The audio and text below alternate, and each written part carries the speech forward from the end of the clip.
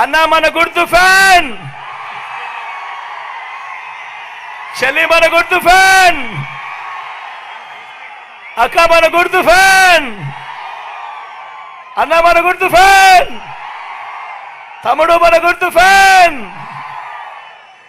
మంచి చేసే ఈ ఫ్యాన్ ఎక్కడ ఉండాలి? ఇంట్లోనే ఉండాలి. చెడు చేసిన సైకిల్ ఎక్కడ ఉండాలి? ఇంటి బయటే ఉండాలి. తాగేసిన టీ గ్లాస్ ఎక్కడ ఉండాలి? సింక్ లోనే ఉండాలి. పల్లె ప్రజలు, పట్టణ ప్రజలు అంతా కలిసి చంద్రబాబు సైకిల్ను ఏ ముక్కకు ఆ ముక్క విరిచి పక్కన పడేశారు. చంద్రబాబు రిపేర్ చేయాలని చాలా కష్టపడతా ఉన్నాడు. ఆ రిపేర్ చేసే భాగంలో ముందుగా ఎర్ర చొక్కాల దగ్గరికి వెళ్ళారు. ఎర్ర చొక్కాల దగ్గరికి వెళ్ళినప్పుడు అక్కడ ఫలితం లేదు. ఆ తర్వాత దత్తపుత్రుడిని పిలుచుకున్నాడు. దత్తపుత్రుడేమో సైకిల్ మొత్తాన్ని చూశాడు. చూసి తుప్పు పట్టింది, నేను క్యారేజ్ మీద మాత్రమే ఎక్కుతాను, టీ గ్లాస్ మాత్రమే పట్టుకొని తాగుతాను అన్నాడు. మిగతాటివి నా వల్ల కాదు అన్నాడు. తర్వాత వదినమ్మను ఢిల్లీకి పంపించాడు. అక్కడ మెకానిక్స్ ని దింపాడు. ఇక్కడికి దింపి సైకిల్ ఓ షేపు లేక తీసుకొని రమ్మని చెప్పి అడిగాడు.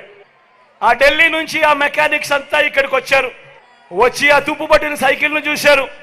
ఆ సైకిల్ కి హ్యాండిల్ లేదు, ఆ సైకిల్ కు సీట్ లేదు, ఆ సైకిల్ కు పెడల్స్ లేవు, ఆ సైకిల్ కు చక్రాలు లేవు, ట్యూబులు లేవు, మధ్యలో ఫ్రేమ్ కూడా లేదు.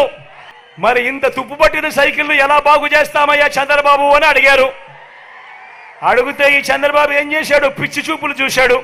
పిచ్చి చూపు చూసి ఇదొక్కటే మిగిలింది అని బెల్లు ట్రింగ్ ట్రింగ్ ట్రింగ్ ట్రింగ్ అని బెల్లు కొట్టడం మొదలు పెట్టాడు. ఆ బెల్లు పేరే అబద్ధాల మేనిఫెస్టో. వీళ్ళు చేస్తా ఉన్న కుట్రలు మీరే చూస్తా ఉన్నారు. మామూలుగా ఒక ప్రభుత్వాన్ని ప్రజలు ఎన్నుకుంటారు.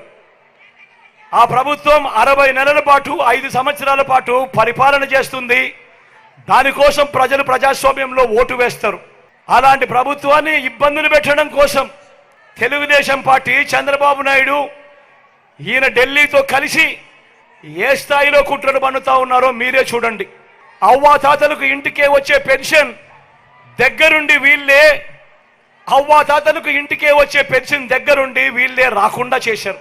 చివరిలో జగన్ ఏదైతే బటన్లు నొక్కాడో ఆ బటన్లు నొక్కిన సొమ్మును కూడా నా అక్క చెల్లెమ్మల కుటుంబాలకు రాకుండా ఢిల్లీ వాళ్ళతో వీళ్ళంతా కుట్రలు చేస్తూ అడ్డుకునే కార్యక్రమం చేస్తా ఉంటే సాక్షాత్తు మీ జగన్ ఒక ముఖ్యమంత్రిగా ఏకంగా కోర్టుకు వెళ్ళి జరుగుతా ఉన్న అన్యాయాన్ని ప్రశ్నిస్తూ కోర్టులో కేసులు వేసే పరిస్థితి లేకి ప్రజాస్వామ్యం దిగజారిపోయింది అంటే వీళ్ళని ఏమనాలి అని చెప్పి అడుగుతా ఉన్నాను. ఈ సందర్భంగా ఈరోజు మీ జగన్ బటన్లు నొక్కినేటివన్నీ కూడా ఈరోజు ఎన్నికలు వస్తున్నాయని కొత్తగా నొక్కినేటివి కాదు. జగన్ ఈరోజు బటన్లు నొక్కినేటివన్నీ కూడా ఈ 5 సంవత్సరాలలో ప్రతి సంవత్సరం జగన్ బటన్లు నొక్కుతూ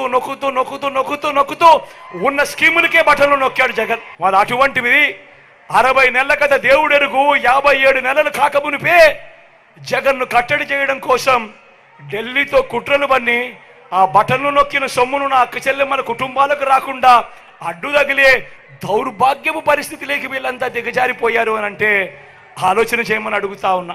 ప్రతి నెల ఇస్తూ పోతా ఉన్న మీ జగన్కు ఇబ్బందులు పెట్టడానికి చివరిలో కట్టడి చేస్తే మాత్రం నా అక్క చెల్లెమ్మల కుటుంబాలు ఊరుకుంటారా అని అడుగుతా ఉన్నాడు మీ బిడ్డ.